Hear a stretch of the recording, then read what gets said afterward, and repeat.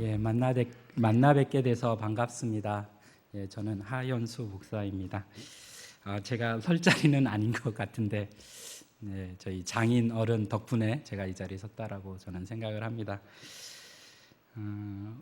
많은 분들이 헌신 예배하면 내가 하나님 앞에 무엇을 드려야 될까라는 부분에 대해서 많이 생각을 합니다. 그렇죠?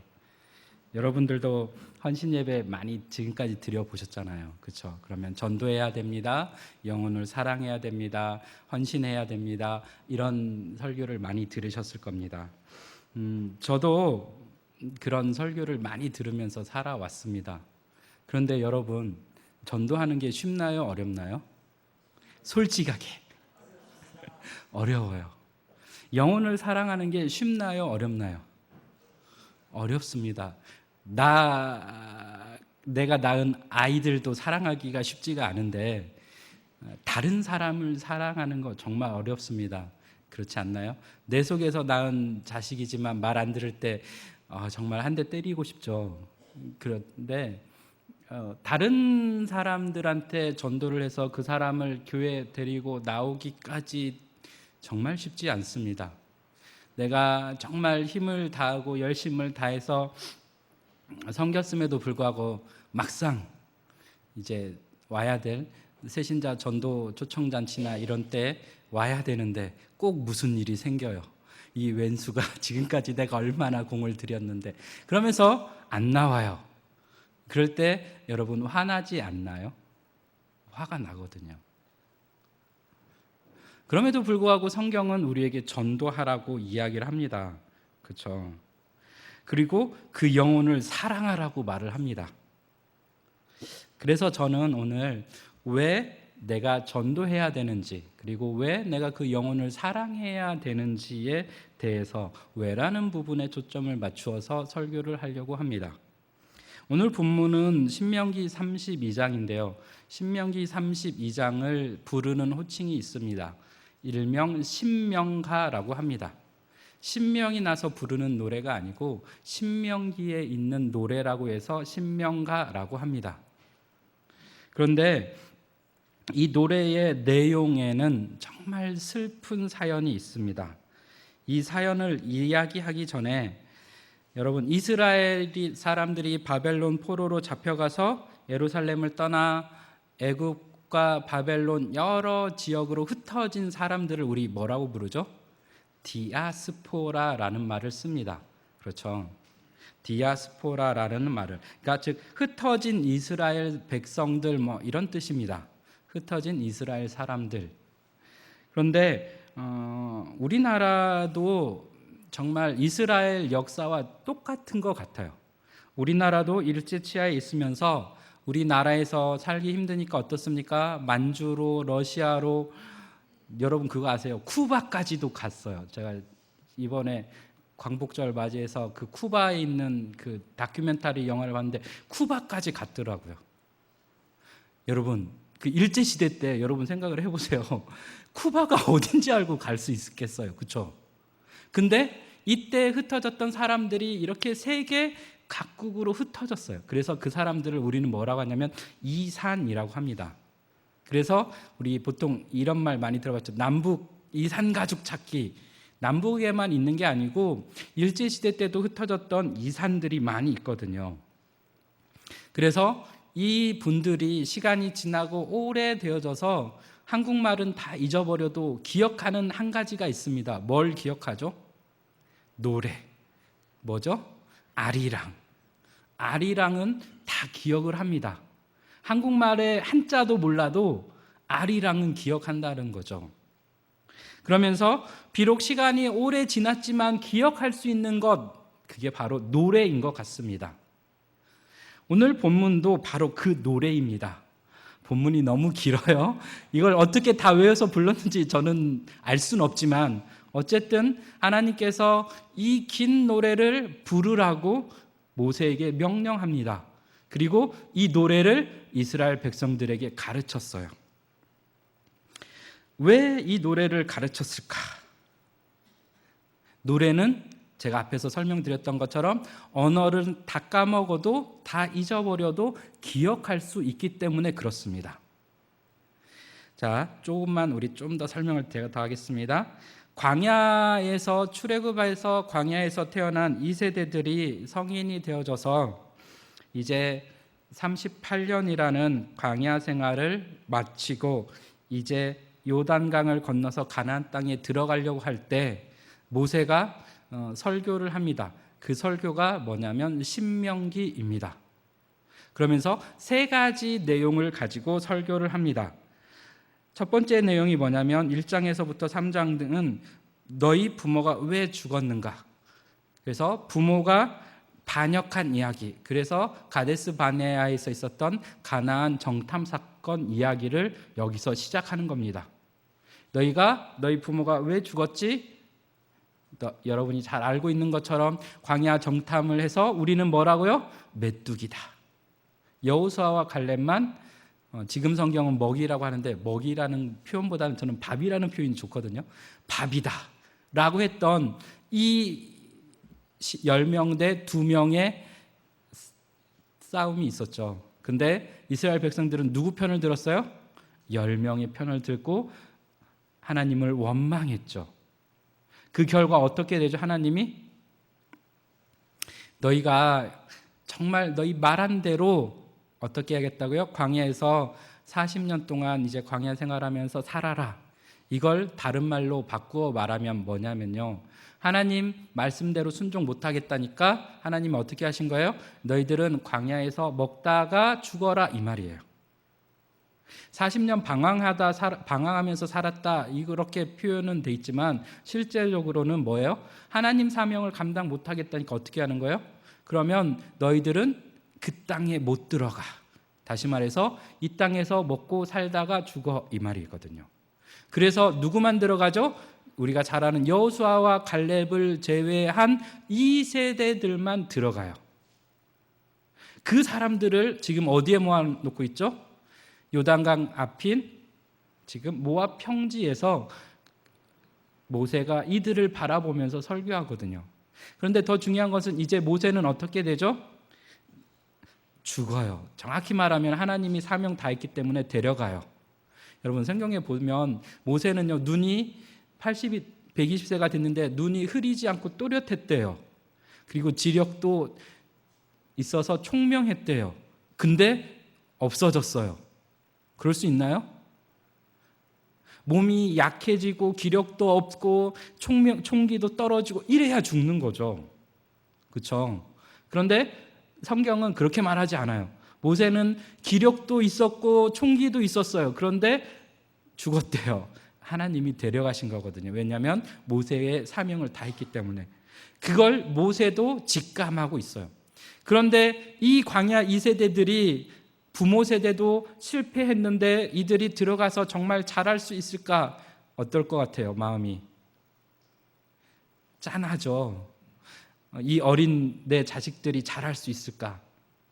마치 어린 자식들 남겨놓고 떠나는 부모 심정 같을 것 같아요.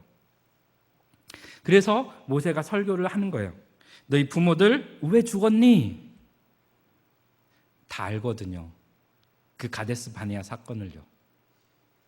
그 다음에 두 번째로 그러면 너희들 어떻게 살아야 될까? 너희는 너희 부모처럼 살지 않고 하나님 말씀대로 살아야 돼. 그래서 4장부터 26장까지가 율법을 지키면서 살아야 된다는 내용에 대해서 설명을 해요. 그리고 마지막 27장부터 31장의 내용이 뭐냐면 너희들 하나님 말씀대로 살래 안 살래? 이거를 우리는 그냥 말로 해서는 안 되니까 시청각 교육을 시키는데 그게 바로 뭐냐면 에발산의 저주와 그리심산의 축복이거든요. 그러니까 에발산에서 저주를 진짜로 하라고 하는 게 아니에요. 그리고 그리심산에서만 축복을 하라고 하지 않거든요. 왜냐하면 여호수아서에 보면 가나안 땅에 들어가서 에발산에서 저주를 하지 않아요. 왜냐하면 여호수아는 그 의미가 무슨 의미인지를 알았기 때문에 하나님 말씀대로 순종하라는 의미라는 것을 이해했기 때문에 에발산에서 저주하지 않는다고요. 이 말 이해되시죠? 그러니까 하나님은 모세를 통해서 지금 신명기라는 설교를 통해서 이들에게 이야기하는 거예요. 우리는 어떻게 살아야 되는가? 가나안 땅에서. 이걸 지금 광야 2세대들을 향해서 설교하고 있는 내용이거든요. 그래서 이 내용으로 막 쭉 설교를 하는데, 특별히 우리 신명기 28장 보면 무슨 장으로 잘 알고 있죠? 축복장.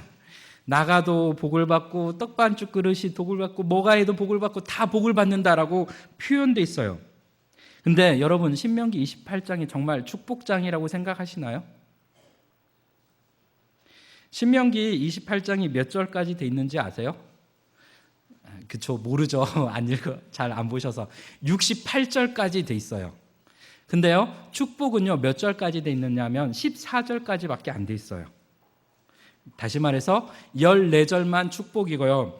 15절부터 68절까지 53절이 되는 내용이 저주에 대해서 이야기하고 있어요. 내용으로 보면 축복장일까요? 저주장일까요? 이해되시죠? 그럼에도 불구하고 우리는 축복이라고 말을 하고 있어요. 왜 그럴까요?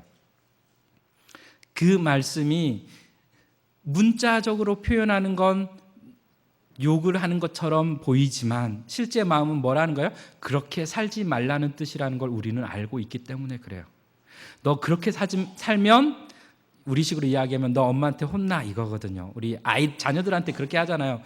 우리가 자녀를 때리기 위해서 너 그렇게 하면 안 돼라고 말하고 너 그렇게 하면 혼나라고 말하지 않거든요. 그 자녀가 잘 되기 위해서, 즉 그러니까 그 자녀에게 어떤 해가 미치지 않도록 하기 위해서 어떻게 말합니까? 너 그렇게 하면 안 돼. 그게 부모의 마음이잖아요. 하나님의 마음도 마찬가지입니다. 너 그렇게 하면 정말 저주받아가 아니고요. 너 그렇게 하면 하나님한테 혼나니까 뭐 하라는 거예요? 그렇게 하지 말고 하나님 말씀대로 순종하면서 살아야 돼라고 말하는 거예요. 그러니까 우리가 성경을 읽을 때 잘 아셔야 되는 게 있는데, 그게 뭐냐면 성경이 말하는 글자 그대로를 보시면 안 돼요. 그 글자 이면에 있는 의미들을 우리가 읽어낼 줄 알아야 되거든요. 그렇죠? 근데 때로는 우리는 글자 그대로만 보는 경향이 있거든요. 그러면서 마지막 마무리까지 하면서 뭐 하라고요? 하나님 말씀대로 순종하면서 살아라고 이야기하거든요. 이게 이제 30장에서 마무리하는 설교를 하면서 다시 한번 이야기하고 있는 내용이거든요. 보통 이 정도 이야기하면 우리 반성교회 성도님들은 하나님 말씀에 잘 순종하니까 잘 알아들었을 거예요. 그런데 하나님께서 이런 이야기를 다 마치신 후에 모세를 부르시면서 이야기하는 거예요. 그런데 말이야, 모세야, 비밀이 있는데 이들은 나를 배신할 거야 라고 하나님이 모세에게 살짝 이야기하세요. 정말 그런지 우리 한번 성경 찾아볼까요? 신명기 31장 16절입니다. 신명기 31장 16절 말씀입니다. 같이 읽겠습니다. 또 여호와께서 모세에게 이르시되 너는 내 조상과 함께 누우려니와 이 백성은 그 땅으로 들어가 음란히 그 땅의 이방 신들을 따르며 일어날 것이요 나를 버리고 내가 그들과 맺은 언약을 어길 것이라. 무슨 말이에요? 하나님 말씀대로 순종 안 하고 우상 섬기면서 하나님 떠날 거야. 지금 뭐라고 했어요? 하나님 말씀대로 살아야 됩니다라고 모세가 열심히 설교를 했어요. 그런 설교를 마치고 담임 목사님이 설교를 마치고 딱 내려왔는데 살짝이 가서 담임 목사님한테 그러는 거죠. 그런데 목사님, 저는 그렇게 못 살겠는데요. 그럴 때 여러분, 담임 목사님 기분이 어떠실 것 같으세요? 열심히 강단에서 열심히 설교를, 이렇게 긴 설교를 다 했는데 딱 가서 그런 거죠. 그런데 그렇게 못 살 거예요. 참 폭폭하죠. 그렇죠? 그런데 하나님이 모세에게 지금 그 말 하는 거예요. 그럴 때 여러분, 모세는 어떨 것 같으세요? 마음이 무너지겠죠. 그러면서 하나님이 그런 표현을 해요. 자, 17절 18절입니다. 신명기 31장. 우리 좀 한 번 더 읽어봅시다. 17절 18절 시작. 내가 그들에게 진노하여 그들을 버리며 내 얼굴을 숨겨 그들에게 보이지 않게 할 것인즉 그들이 삼킴을 당하여 허다한 재앙과 환난이 그들에게 임할 그때에 그들이 말하기를 이 재앙이 우리에게 내림은 우리 하나님이 우리 가운데에 계시지 않은 까닭이 아니냐 할 것이라. 또 그들이 돌이켜 다른 신들을 따르는 모든 악행으로 말미암아 내가 그때에 반드시 내 얼굴을 숨기리라. 자, 하나님을 배반하는 것도 모자라서 뭐 한다고요? 하나님이 없대요. 그렇기 때문에 하나님이 어떻게 할 수밖에 없다고요? 하나님이 이들과 교제하고 싶지만 얼굴을 숨길 수밖에 없다라고 표현하고 있거든요.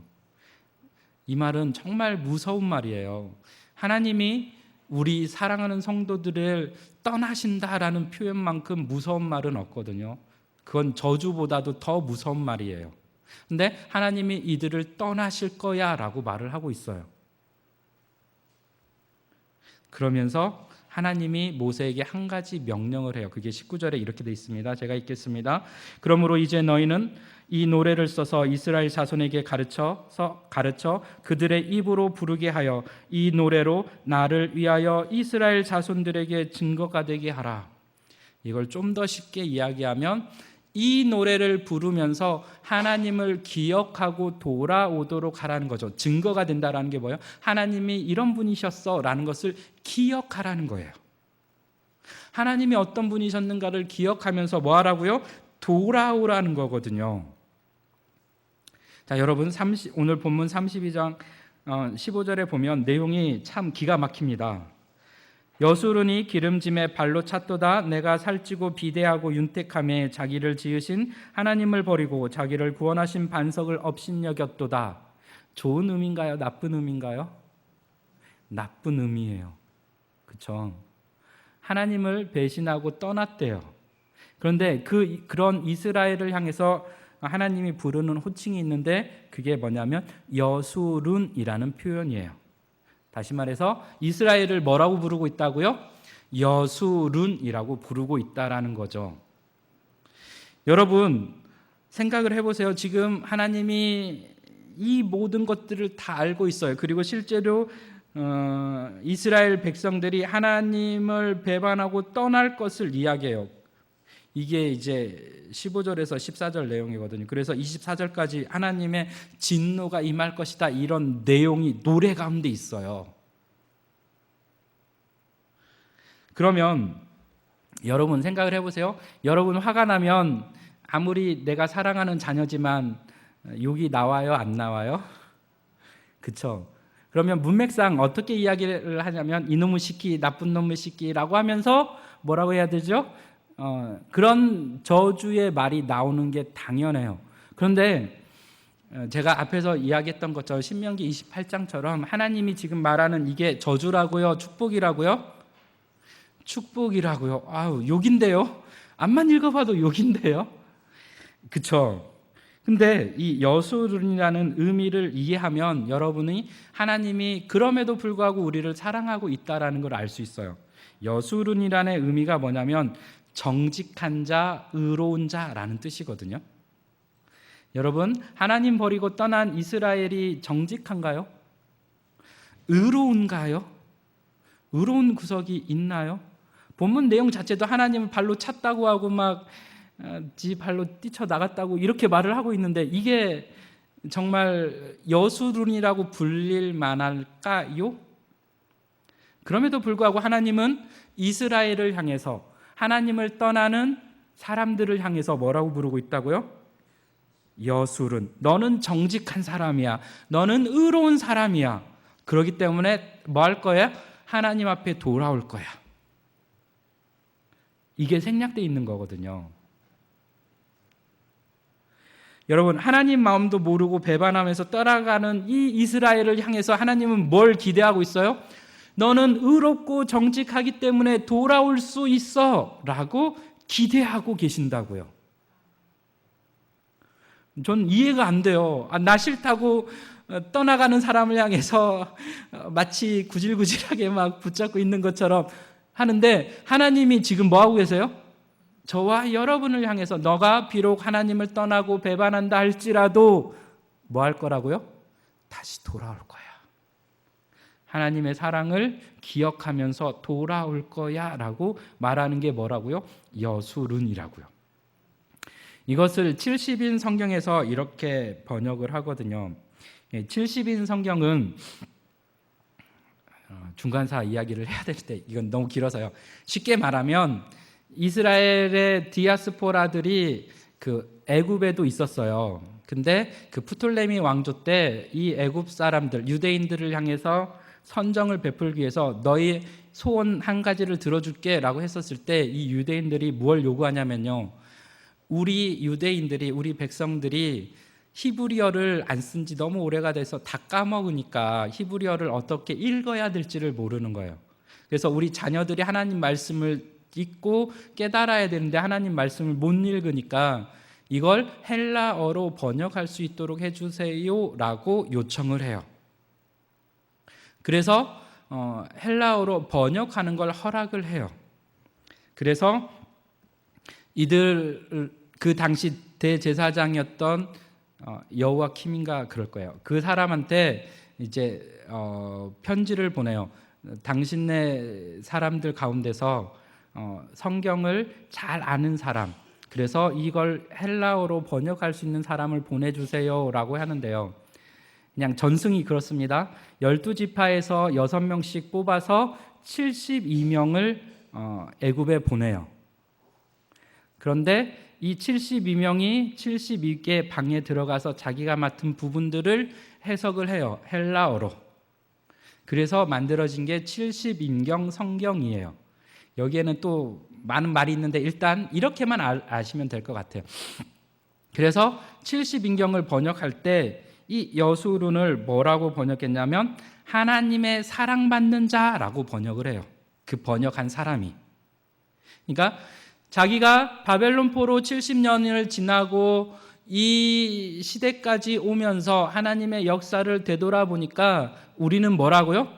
하나님의 사랑을 받은 것밖에 없는 사람들이에요 라는 의미에서 하나님의 사랑을 받는 자라고 번역을 하거든요. 여러분이 생각할 때 이 번역이 맞는 것 같아요? 틀린 것 같으세요? 그렇죠. 우리가 다른 건 다 잊어버려도 무엇 기억한다고요? 노래를 기억해요. 그래서 그 슬픔의 노래, 하나님을 배반한 노래를 부르면서 어떻게 하라고요? 그것이 기억나거든, 하나님의 사랑이 기억나거든 회개하고 돌아와라 라는 의미에서 불러진 노래가 뭐라고요? 신명기 32장의 신명가라는 거죠. 그러니까 여러분이 생각할 때에 여러분들은 하나님의 은혜를 받은 사람이라고 생각하세요? 아니면 아니라고 생각하세요? 그렇죠. 이렇게 태풍이 부는데도 이 자리에 앉아 있다는 건요, 하나님의 은혜예요. 왜냐하면 우리는 어떤 기적이나 은혜를 가장 큰 것만을 생각을 해요. 예를 들어서 막 교통사고가 났는데 다른 사람들 죽어나가는데 나는 그런 교통사고 속에서 살아났다. 그게 기적과 은혜가 아니고요. 나의 있는 삶 속에서 하나님이 나와 동행한다라는 걸 경험할 때 이게 가장 놀라운 기적이거든요. 그 기적을 가장 크게 경험할 수 있는 자리가 바로 이 예배의 자리예요. 여러분들 태풍 오는데 집에 가고 싶잖아요. 비도 오고 날씨도 구질구질하고 그런데 집에 가고 싶잖아요. 제가 신학교 다닐 때, 신대원 다닐 때 그 종말론 시간에 한 전도사님이 질문을 했어요. 그 교수님한테, 교수님, 예수님은 언제 재림하실까요? 종말론 시간이니까 언제 재림하실까요? 언제 오실까요? 라고 질문을 했어요. 그때 그 교수님이 뭐라고 말했냐면요, 비 오는 날 수요일 저녁에 오실 거다 이렇게 이야기를 했어요. 왜 그런지 아세요? 수요 예배 드리러 오는 거 쉬워요? 어려워요? 어려워요. 근데 비까지 와요. 더 가기 싫죠. 더 가기 싫죠. 그러니까 우리가 하기 싫고 힘들어하는 그때에 그때에 오신다는 의미거든요. 진짜 수요일 날 온다는 얘기가 아니고 여러분 그렇게 말하면 저 이단이라고 잘릴 수도 있어요. 그렇게 이해하시면 안 되고요. 내가 싫어하는 그때에 오신다고요. 그러니까 성경에서는 뭐라고 표현하고 있습니까? 도적같이 온다. 언제 올지 모른다는 얘기잖아요. 그렇죠? 그런데 그날이 내가 가장 하기 싫은 때, 그때 온다는데, 여러분들은 이 헌신 예배, 하나님 앞에 이 예배 드리겠다고 지금 오셨잖아요. 그것도 태풍 부는데.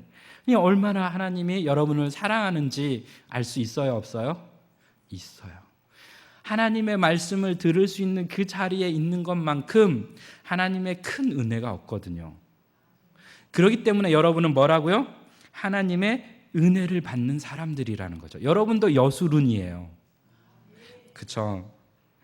제가 특별히 이 여전도 헌신 예배를 통해서 제가 여러분들한테 말하고 싶은 건 뭐냐면, 많은 사람들은 전도하는 게 싫고 영혼을 살아나는 게 어렵다라고 말을 해요. 그런데 내가 바로 그 사람이었다고요. 내가 바로 전도하기 싫은 그 사람이었고요. 내가 사랑하기 싫은 바로 그 사람이었다라는 거거든요. 그런데 이제는 돌이켜서 내가 이 영혼을 사랑하고 전도할 수 있는 이 자리에 있다라는 것, 그것보다 큰 은혜가 없거든요. 그럼에도 불구하고 우리는 무언가를 특별한 은혜들을 막 찾아 헤매요. 그러면요, 어떻게 될까요? 그러면 이단에 가서 빠져 있어요. 왜냐하면 은사나 어떤 기적들은 이단에서 막 강조를 하고 막 뭔가 있어 보이거든요. 그런데 거기 이단에 가서 빠져 있다가 보고 나중에 딱 되돌아보고 딱 나오면요, 거지가 되어 있어요. 영혼도 피폐해져 있고 물질적으로도 피폐해져 있어요. 왜 그럴까요? 거긴 진짜가 아니기 때문에 그래요. 진짜는 어디예요? 정말 살아있는 하나님의 말씀을 들을 수 있는 그 자리거든요. 하나님은 우리가 실수하고 실패하고 넘어진다 할지라도 너 그대로 죽어버려 라고 말하지 않는다고요. 내가 비록 실수하고 실패하고 넘어졌다 할지라도 그 자리에서 내 사랑하는 여수루나 일어나서 나를 찾고 오라는 거죠. 여러분이 넘어진 그 자리에서 하나님은 여러분을 여전히 너는 나쁜 죄인이야, 너는 교회에 나올 자격이 없는 죄인이야 라고 정죄하는 것이 아니라, 너는 그럼에도 불구하고 내 사랑받는 자녀야, 내 사랑받는 자녀야 라고 외치면서 뭐라고요? 여러분들을 부르고 계신다고요. 그게 바로 하나님의 마음이라는 거거든요. 그래서 신명기 32장의 노래를 부르면서 그 하나님의 마음을 깨달은 사람들은 뭐 한다고요? 이 예배의 자리로, 하나님이 있는 그곳으로 돌아온다라는 거거든요. 그래서 하나님은 이스라엘 백성들을 향해서 이들이 비록 배반하고 배신해서 70년 바벨론 포로 생활을 할 것을 아심에도 불구하고 이들을 향해서 뭐라고 말하고 있어요? 이 노래를 부르면서 내가 기억나거든 하나님께 나아오라 라고 말을 하고 있어요.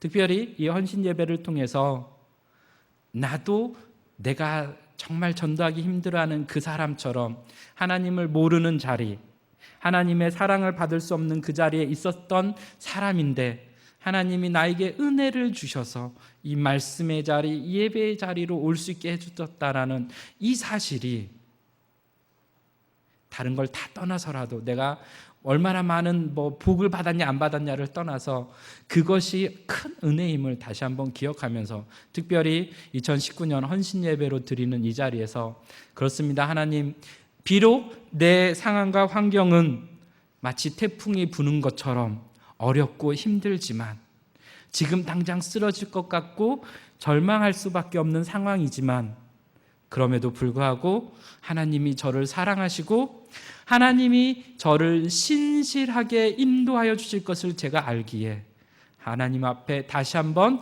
감사하며, 여수룬이라고 부르시는 그 하나님 앞에 제가 기쁨으로, 감사함으로 제 모든 것들을 하나님 앞에 드리겠습니다 라는 마음으로 이 자리에서 다시 한번 하나님 앞에 헌신할 수 있는 우리 사랑하는 반성교회 제1, 제2 여전도회와 성도님들 되시기를 주님의 이름으로 축원드립니다. 기도하겠습니다.